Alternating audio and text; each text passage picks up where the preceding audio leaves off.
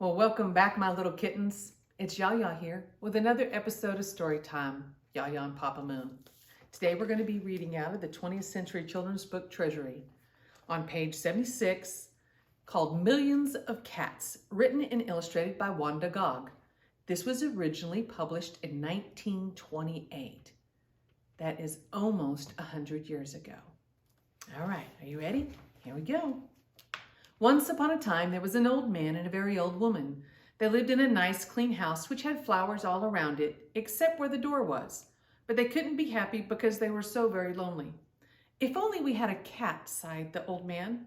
"A cat," said the very old woman. "Yes, a sweet little fluffy cat," said the very old man. "I will get you a cat, my dear," said the very old man.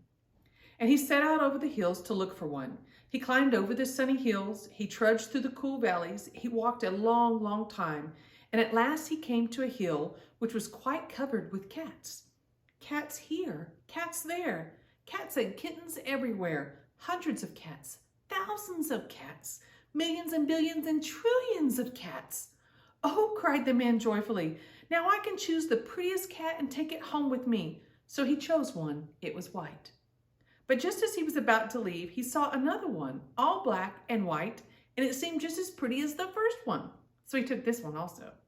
But then he saw this fuzzy little gray kitten way over here, which was every bit as pretty as the others he took. So he took it too. And now he saw one way down in a corner, which he thought too lovely to leave, so he took this too. And just then, over here, the very old man found a kitten which was black and very beautiful. "It would be a shame to leave that one," said the very old man, so he took it. And now, over there, he saw a cat which was brown and yellow stripes like a baby tiger. "I simply must take it," cried the very old man, and he did. So it happened that every time the very old man looked up, he saw another cat which was so pretty he could not bear to leave it. And before he knew it, he had chosen them all. And soon he went back over the sunny hills and down the cool valleys to show all his pretty kittens to the very old woman. It was very funny to see those hundreds and thousands of millions and billions and trillions of cats following him. They came to a pond. "Meow, meow, we're thirsty," cried the hundreds of cats, thousands of cats, millions and billions and trillions of cats. "Well, here's a great deal of water," said the very old man. Each cat took a sip of water and the pond was gone. "Meow, meow. Now we are hungry," said the hundreds of cats, thousands of cats, millions and billions and trillions of cats. "There is much grass on the hills," said the very old man. Each cat ate a mouthful of grass and not a blade of grass was left.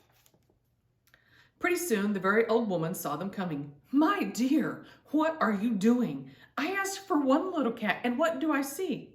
Cats here, cats there, cats and kittens everywhere.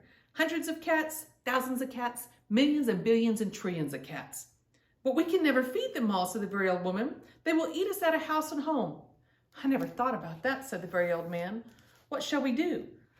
The very old woman thought for a while, then she said, "I know, we will let the cats decide which one we should keep." "Oh yes," said the very old man, and he called to the cats, "Which one of you is the prettiest?" I am, no, I am, no, I am the prettiest, I am, no, I am, cried hundreds and thousands and millions and billions and trillions of voices, for each cat thought itself the prettiest. And then they began to quarrel. Do you know what quarrel means? It means to fight, argue. So they began to quarrel. They bit and scratched and clawed each other and made such a great noise that the very old man and the very old woman ran into the house as fast as they could. They did not like such quarreling, but after a while the noise stopped and the very old man and the very old woman peeked out the window to see what had happened. They could not see a single cat. "I think they must have eaten each other up," said the very old woman. "It's too bad." "But look," said the very old man, and he pointed to a bunch of high grass. In it sat one little frightened kitten. They went out and picked it up. It was thin and scraggly. "Poor little kitty," said the very old woman. "Dear little kitty," said the very old man. "How does it happen that you were not eaten up by all those hundreds and thousands and millions and billions and trillions of cats?" "Oh, I'm just a very homely cat," said the kitten. "So when you asked who was the prettiest, I didn't say anything, so nobody bothered me at all." They took the kitten into the house, where the very old woman gave it a warm bath and brushed its fur until it was all soft and shiny. Every day they gave it plenty of milk, and soon it grew nice and plump. And it is a very pretty cat after all, said the very old woman. It is the most beautiful cat in the whole world.